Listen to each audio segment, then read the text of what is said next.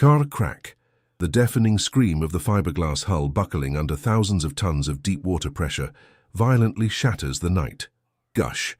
Freezing, black salt water explodes through the splintering mahogany bulkhead, hitting you square in the chest with the force of a concrete wall. The emergency bilge klaxon blares, beep, beep, beep, drowning out the shrieking, demonic howl of the hurricane-force wind outside. The deck tilts at a sickening, impossible 45-degree angle. Your heavy sea boots slide across the slick, oil-stained teak floorboards as the cabin plunges into total darkness. You are instantly submerged in ice-cold chaos, plunging directly into the abyss. Elvira 1, the point of departure. 72 hours earlier, the world was bathed in golden, predictable sunlight. You stand at the helm of your 45-foot cutter-rigged sloop, the Wandering Star, safely moored at the municipal marina. The smell of freshly applied teak oil mixes with the sharp, salty tang of the morning tide and the faint, comforting exhaust of a neighboring trawler. You are a certified offshore delivery skipper, hired to transport this vessel across the Pacific. The rhythmic, reassuring thrum of the Yanmar diesel engine vibrates upward through the soles of your deck shoes. You wipe a bead of sweat from your forehead, feeling the stiff, sun-baked canvas of your sailing gloves. The preparation is a sacred, meticulous ritual. You run your hands along the stainless steel shrouds, checking the tension of the standing rigging. Plink, plink. The wire ropes sing with the correct frequency. You descend the companionway steps into the warm, dry cabin. The navigation station is a sanctuary of organized technology. You tap the glass of the analog barometer. The needle rests rock-steady at 1018 millibars, a high-pressure system. Safe. You flip the power switches on the electrical panel. The Raymarine chart plotter glows to life, bathing the cramped space in a soft blue digital light, mapping out the thousands of miles of empty blue water ahead. You reach for the VHF marine radio, depressing the heavy plastic push-to-talk button on the microphone. Harbour Master, this is sailing vessel Wandering Star, requesting clearance for departure, over. A burst of static, followed by a relaxed, drawling voice. Kazist. Copy that, Wandering Star, you are clear for the channel. Weather buoy data shows 12 knots of breeze from the northwest. Swell is 2 to 3 feet. Fair winds and following seas, Captain. Out. You engage the transmission. The propeller bites into the green marina water with a heavy churn. As you steer out past the concrete breakwater, the ocean opens up before you, vast, glittering, and deeply inviting.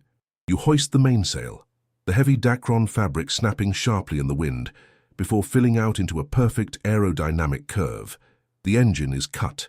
The sudden silence is replaced by the mesmerizing hiss of the hull slicing through the water.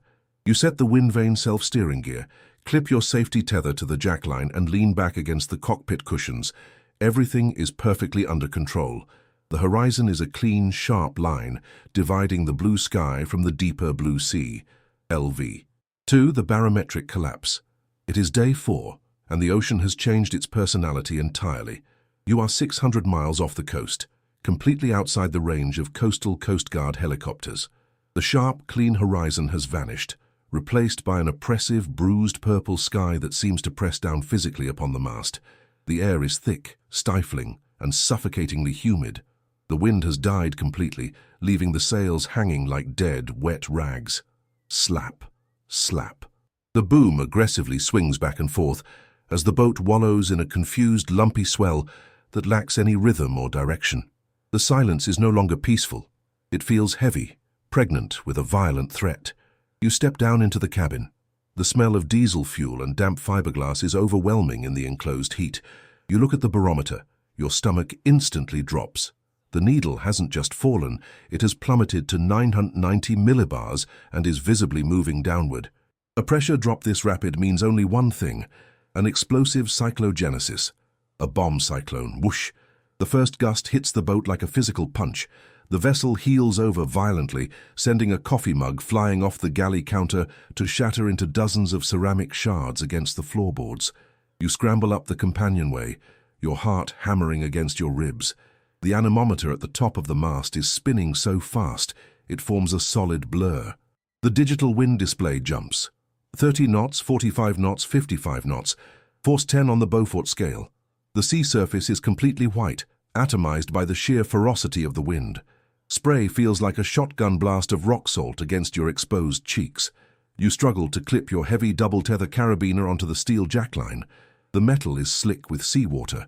Your muscles burn with lactic acid as you fight your way forward to the mast to reef the mainsail. Every wave crashing over the bow buries you in freezing, suffocating water. Wham! A mountain of green water broadsides the hull. You are thrown off your feet, dangling by your tether over the churning black ocean, your shoulder wrenching violently in its socket. The wind is shrieking through the rigging with a deafening metallic scream. You haul yourself back onto the deck, tasting copper and salt. You grab the reefing lines, your hands slipping, fingers aching and blistering, as you desperately try to reduce the sail area before the mast is torn clean off the deck.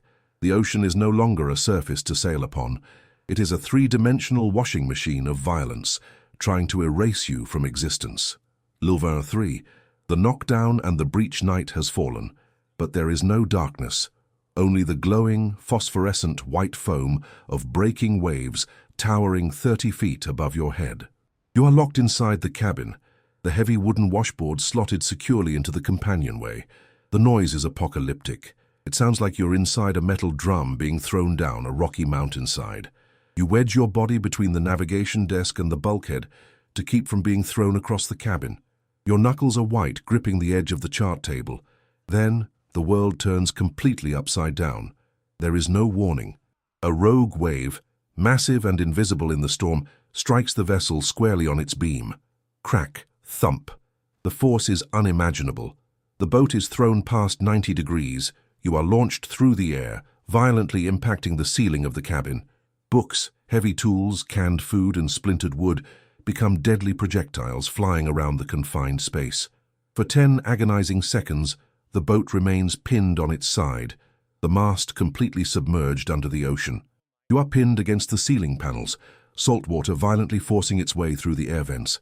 Slowly, agonizingly, the heavy lead keel fights gravity and the boat snaps upright with a violent shudder. You crash back down onto the floorboards. Your vision blurs. A warm, sticky fluid trails down the side of your face from a deep gash on your forehead. Wee-oo, wee-oo, the high water alarm. You scramble to your feet, splashing. You look down. The water inside the cabin is already above your ankles, sloshing violently with black engine oil and floating debris. The impact of the knockdown has ripped a through-hull fitting completely out of the fiberglass. The ocean is pouring in through a 2-inch hole with the pressure of a fire hose.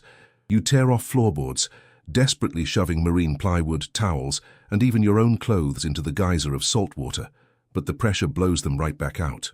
The water is rising to your knees. The heavy 12-volt batteries are submerged, sparking violently before dying completely. The cabin goes pitch black. You wade through the oily, freezing water to the radio, grabbing the microphone in the dark. Mayday, mayday, mayday. This is Wandering Star. We are taking on water. Hull compromised. Abandoning ship. No response. Only the hiss of dead static. The mast top antenna was sheared off during the knockdown. You are screaming into a void. The boat lurches heavily, sluggish and dying. It is losing its buoyancy. You grab the bright yellow ditch bag, tear the 406 MHz EPIRB beacon from its bulkhead bracket, and claw your way up the companionway to the deck. The stern is already underwater. You pull the release cord on the canister mounted to the stern rail. Thwump hiss. The life raft inflates violently into the storm, a fragile rubber bubble amidst the towering, homicidal waves. You throw yourself over the lifelines and plunge into the freezing, chaotic ocean. Elvira 4. The rubber prison. The storm has passed, leaving behind a profound, mocking tranquility. It is day 8 in the life raft. The vastness of the Pacific Ocean is absolute and terrifying. The sky is a cloudless, searing dome of cobalt blue. The sun beats down with merciless, radioactive intensity. Inside the enclosed canopy of the life raft, the temperature hovers around 115 degrees Fahrenheit. It smells heavily of off-gassing synthetic rubber, dried vomit, and your own decaying sweat.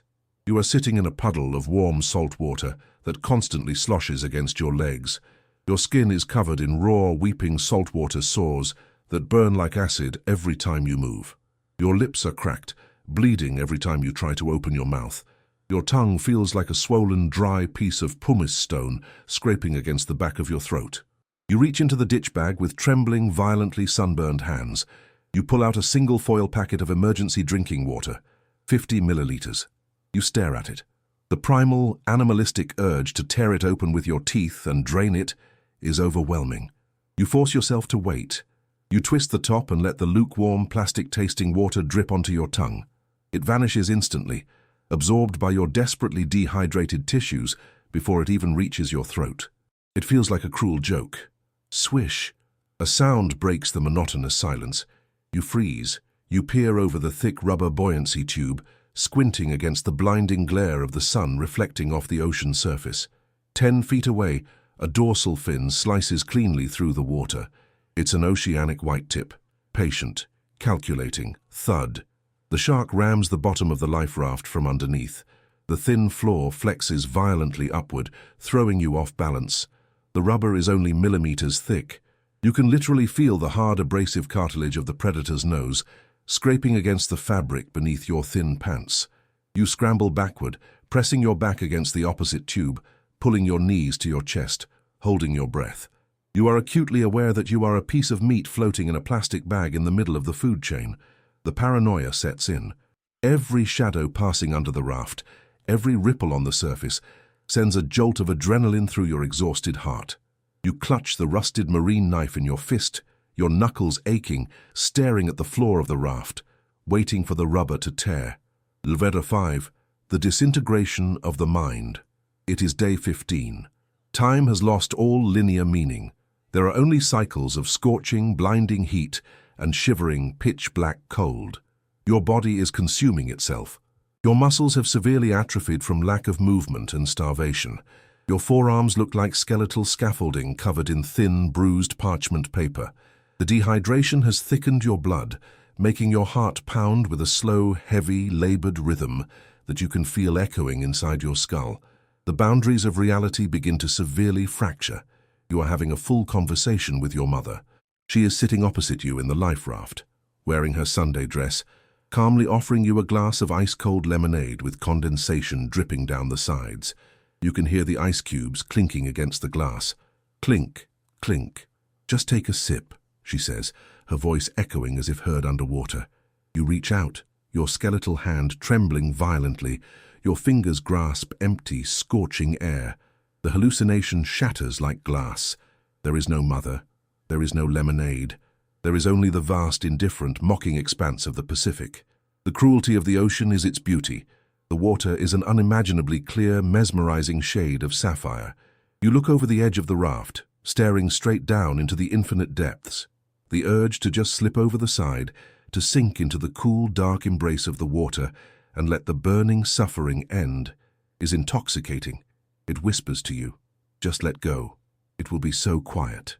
You snap your eyes shut, shaking your head violently, slapping your own sunburned face to force clarity back into your deteriorating brain. You look at the EPIRB beacon resting in your lap. The green strobe light, which flashed reliably for the first week, died 3 days ago. The battery is exhausted. You are completely untethered from the world of the living. You are a ghost, waiting for the paperwork to be finalized. Love Final, The Mirage, and The Apex Day, 21.